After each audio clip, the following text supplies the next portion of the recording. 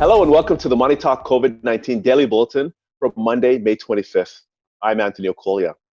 In a few minutes, Kim Parley will be speaking with Bart Mellick, Global Head of Commodity Strategy at TD Securities, on the possibility of gold climbing to $2,000 an ounce. But first, a quick wrap of today's headlines. Could cheaper telecom fees be coming? Telecom companies, including Canada's Big Three, are being pressured to make internet and cell access more affordable for the poorest Canadians amid the COVID-19 pandemic. Meanwhile, technology giants such as Google, Facebook, and Amazon could be forced to pay higher taxes in Europe as governments search for new revenue to deal with the ongoing coronavirus crisis. The US will prohibit the entry of most non-US citizens arriving from Brazil, where coronavirus cases have spiked to the second highest in the world, expanding restrictions already placed on visitors from China and Europe. And finally, Elon Musk's SpaceX is preparing to be the first private firm to launch an astronaut into space. Wednesday's mission would be the first from US soil in nearly a decade and will carry the astronauts to rendezvous with the International Space Station. And that's a wrap of today's headlines. Next, Kim Parley's conversation with Bart Mellick. Bart, you recently wrote a report that's saying that gold could be on its way to $2,000, though it could be a bumpy road. Tell me, what is the case for gold prices moving up? They've already moved up about 30%. Well, we like gold longer term, and we think it could easily move above $2,000. The big key is, I think, low interest rates. Particularly, we think that as time moves on, we're going to have negative interest rates going forward. Part of the reason I think we're going to have higher inflation due to less globalization, probably a negative supply shock globally because of COVID, and this phenomenal amount of liquidity and money printing that is going on will result in inflation, but central banks will very likely keep rates low. And in our opinion, that is a very good case for high gold prices. I want to unpack all that because there's a lot of information you just imparted there in terms of all the reasons why. But it's interesting because if I think back to the 2008 financial crisis or any other previous crises, there's been lots of calls for gold to get to $2,000 or higher. So is everything you're talking about, significantly, materially different that it's going to cause it to happen this time, in your opinion? Well, I would argue that in today's dollars, the peak price post the financial crisis, in fact, was above $2,000, I believe, by our calculation. In today's dollars, in 2020 dollars, it was about 2,100.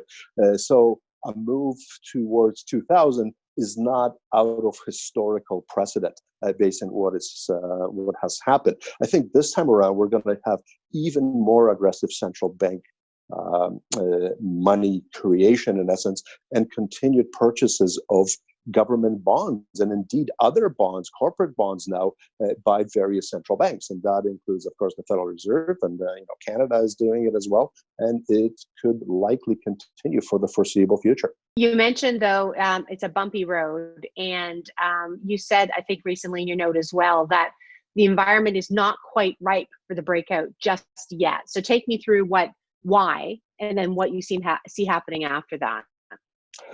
Certainly, not a particularly popular view with some of my followers who are bullish. But I think in the short run, the risk is disinflation.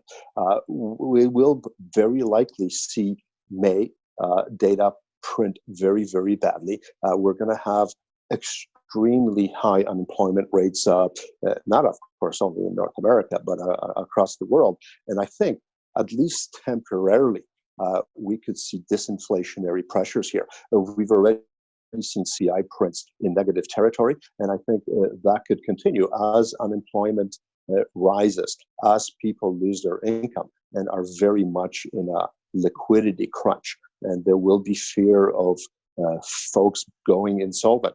A large portion of the population is not paying rent.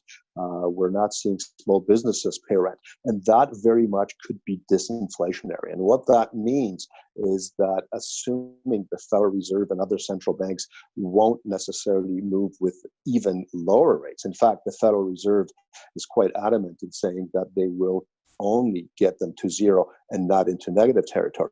For the time being, we could very well see real rates rise. And that hasn't been particularly good for gold. And we continue to see fairly robust risk markets where there isn't the same type of set of incentives to move into gold for now. One thing I think that I think is fascinating in this discussion is just that transition from that period of disinflation you're talking about because of unemployment to because of what the central bank is doing, moving to an inflationary environment, and because of maybe trade tensions and the de-globalization of what's going on. But maybe you could just tell me about how you see that transition going. I mean, where, I guess, the when or what's going to be the pivot point on that? Well, I think as the global economy stabilizes, North America stabilizes, and we move into normality, I think we will find ourselves in a pretty severe negative supply shock. In essence, there will be, I think, a significant proportion of productive capacity simply going away, and that will likely move prices higher. We already are hearing talk of bringing a lot of critical supply chains back home, and that is very much a global phenomenon, and that will include medical products, pharmaceuticals, some key technologies. Chances are that will result in higher prices. We're working domestically with higher labor, higher input costs, so that will be a negative supply shock. And you will have monetary authorities and very much governments provide spending, trying to get the economies back to potential. And that would be accommodating a negative shock, which could, in my opinion, result in inflation. Some are quite worried that we will have currency debasement over the long run with these negative rates. And that's probably true. Your dollars will buy less over time if inflation is above zero and rates are at zero. So almost by definition, bondholders will have less. And gold, well, gold yields zero real yield, nominal yield, but quite often that's better than negative. And we are still seeing negative yields offered by many, many securities right now. Not so much in U.S. Treasuries, but others are.